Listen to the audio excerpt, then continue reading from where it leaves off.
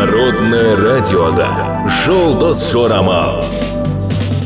Армысыз тыңдарман, назарларыңызға ертең 18 сәуірге арналған жылды жорамалын ұсынамыз. Тоқта.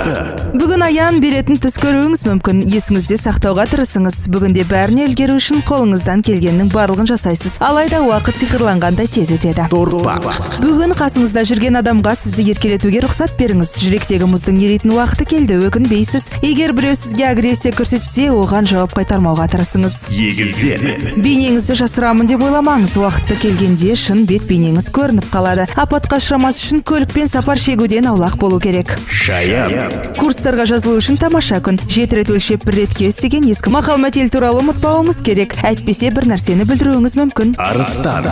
Алақай деп жақын күндері қуанасыз. Бүгін арыстандар өте мұқият болу керек, әсіресе жолда. Бикеш. Сіз қоғамда соншалықты күшті әсерге ие боласыз. Ондайды сіз армандай да алмадыңыз. Жұбайыңызға үй жұмысын аздап шешуге көмектесіңіз. Сонда сіз одан алғыс ала аласыз. Тараза.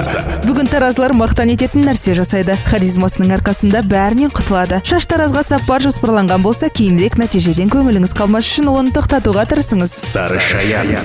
Шыдамдылық пен еңбек бәрін ынтықтайды. Жұмыста бәрі өте жақсы болады. Егер сіз біреудің үстінен билік етемін деп ойласаңыз, оны өз бұйрығыңызды асыра орындамаңыз. Мерген. Бүгінгі күні ең қарапайым нәрселер мергендерге ерекше сезімдер сыйлайды. Адамдар сізден бере алмағаннан көп нәрсені күтеді. Тауышқа.